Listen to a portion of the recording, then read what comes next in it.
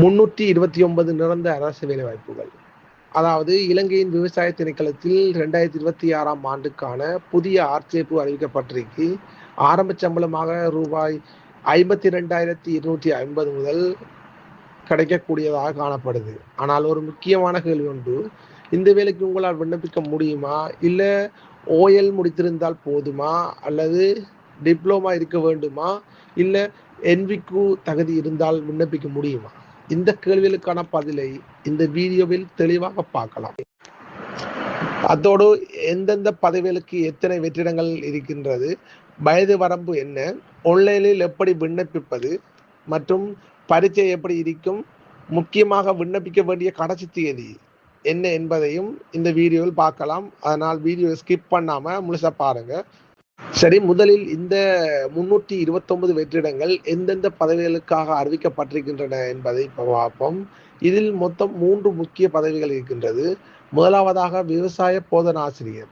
இந்த பதவிக்கு 257 வெற்றிடங்கள் இருக்கின்றது.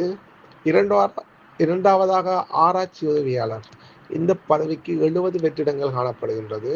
மூன்றாவதாக மண் அளவையாளர். இந்த பதவிக்கு 2 வெற்றிடங்கள் அறிவிக்கப்பட்டிருக்கு. அப்படியானால் இந்த 3 பதவிகளில் உங்களுக்கு எது பொருந்தும் என்பதை தெரிந்து கொள்வதற்கு அடுத்ததாக கல்வி தகுதியை பார்ப்போம். இப்போது மிகவும் முக்கியமான பகுதிக்குள் போவோம். அதாவது விவசாய போதனாசிரியர் பதவிக்கு யார் விண்ணப்பிக்கலாம்? இதற்கு ஓஎல் பரீட்சையில் தேவையான பாடங்களை சித்தி பெற்றிருக்க வேண்டும்.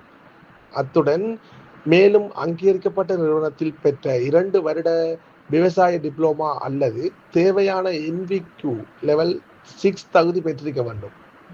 அதனால் ஓஎல் மட்டும் முடித்திருந்தால் இந்த பதவிக்கு உடனடியாக விண்ணப்பிக்கலாம் என்று நினைக்கக்கூடாது.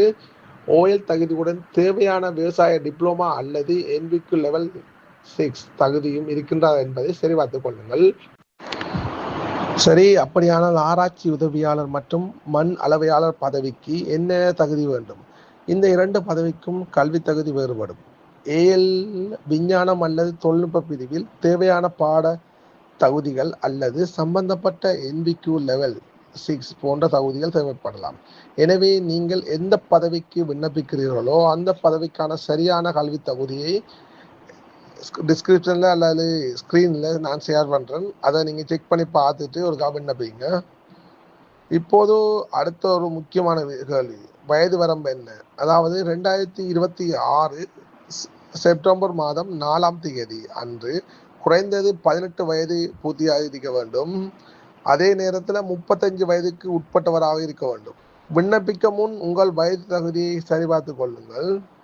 அதாவது இந்த வேலைக்காக விண்ணப்பம் ஆன்லைன் மூலமாக மட்டுமே ஏற்றுக்கொள்ளப்படுகின்றது. விண்ணப்ப நடைமுறையானது 2026 ஆகஸ்ட் மாதம் 10ஆம் தேதி அதிகாலை 9 மணிக்கு ஆரம்பமாகி விண்ணப்பிக்க வேண்டிய கடைசி தேதியாக 2026 செப்டம்பர் மாதம் 4ஆம் தேதி இரவு 9 மணியோட நிறைவடையுது. இங்கே ஒரு முக்கியமான வேலை, கடைசி நாள் வரைக்கும் அப்ளிகேஷனை வைத்திருக்காதீர்கள்.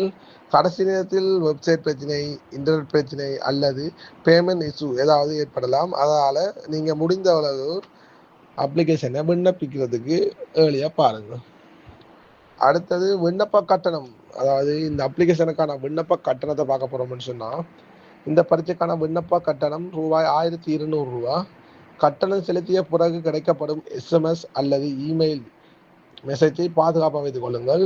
மேலும் அப்ளிகேஷன் நிரப்பும் போது உங்கள் NIC, கல்வி சான்றிதழ் மற்றும் தேவையான தனிப்பட்ட தகவல் அனைத்தையும் அருகில் வைத்துக் கொள்ளுங்கள். சப்மிட் செய்வதற்கு முதல் உங்களோட டீட்டெயில்ஸ் எல்லாம் ஒரு முறை சரியானது என்று செக் பண்ணி பார்த்து போட்டு தான் நீங்கள் அப்ளிகேஷனை ஃபினிஷ் பண்ணணும். ஓகே, என்னென்னு சொன்னால் அப்ளிகேஷன் முடிஞ்சு விட்டது. அப்போ அப்ளிகேஷன் போட்டு மட்டும் இருக்காமல் வேலை கிடைக்கிறதுக்கு அடுத்த கட்ட என்ன செய்ய வேண்டும்? அதாவது இந்த போட்டி பரீட்சை 2026 நவம்பர் மாதத்தில் நடைபெற உள்ளதாக அறிவிக்கப்பட்டிருக்கு. இதில் முக்கியமாக 2 பகுதிகள் இருக்கு. முதலாவது நுண்ணறிவு சோதனை. இதில் 50 வினாக்கள் இருக்கும். இதற்கு 1 மணி நேரம் வழங்கப்படும். இரண்டாவதாக பாட பரீட்சை. இதற்கு 2 மணி நேரம் வழங்கப்படும். அப்படியானால் பரீட்சைக்கு என்ன படிக்க வேண்டும்? விவசாய போதனா ஆசிரியர் மற்றும் ஆராய்ச்சி உதவியாளர் பதவிகளுக்கு இலங்கையின் விவசாய மண்டலங்கள், பயிர் பாதுகாப்பு, கால்நடை வளர்ப்பு, உயிர் தொழில்நுட்பம் போன்ற முக்கியமான பகுதிகளில் கவனம் செலுத்தப்பட வேண்டும். மண் அளவையாளர் பதவிக்கு மண் வகைகள், நில பயன்பாடு மற்றும் நிலவட வாசிப்பு போன்ற பகுதிகளில் முக்கியமாக இருக்கும். அதனால் அப்ளிகேஷன் போட்ட பிறகு எக்ஸாம் ப்ரிப்பரேஷனை ஆரம்பித்து விடுவது நல்லது. ஓகே, மற்றொரு விஷயம் குறிப்பிட விரும்புகிறேன் என்னென்னு சொன்னால், இப்போ இந்த வீடியோ பார்த்து நிற்கிறவங்களுக்கு இந்த அப்ளிகேஷன் சம்மந்தமான மாடல் பேப்பர்கள் அதாவது தேவைப்பட்டால் நீங்கள் டிஸ்கிரிப்ஷனில் கமெண்ட் பண்ணுங்க. இதற்கான பேப்பர்கள் டவுன்லோட் பண்ணி உங்களுக்கு நான் அப்லோட் பண்ணுறேன். ஃபேஸ்புக் தளத்தில் அப்லோட் பண்ணப்படும். லிங்க் தேவைப்பட்டாக்கள் கமெண்ட் பண்ணுங்கள். உங்களுக்கு அந்த ஃபேஸ்புக் லிங்க் அனுப்புகிறோம். அதில் நீங்கள் போய் எல்லாம் இந்த உங்களுக்கு தேவையான பேப்பரை டவுன்லோட் பண்ணிக்கலாம்.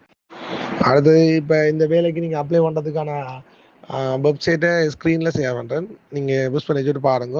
ஸ்க்ரீனில் இருக்கிற லிங்கை நீங்கள் உங்களோட கூகுள் மொபைலில் இல்லாட்டி உங்கள் லேப்டாப்பில் ஓப்பன் பண்ணி நீங்கள் விண்ணப்பத்தை நிரப்பிக்கொள்ள முடியும். ஓகே, அப்போ அதோட சேர்த்து வீடியோட கமெண்ட் பகுதியில் ப்ளஸ் கமெண்டில் உங்களுக்கு இந்த அப்ளிகேஷனுக்கான லிங்கையும் ஷேர் பண்ணுறேன். பரீட்சைக்கு தேவையான வினாப்பத்திர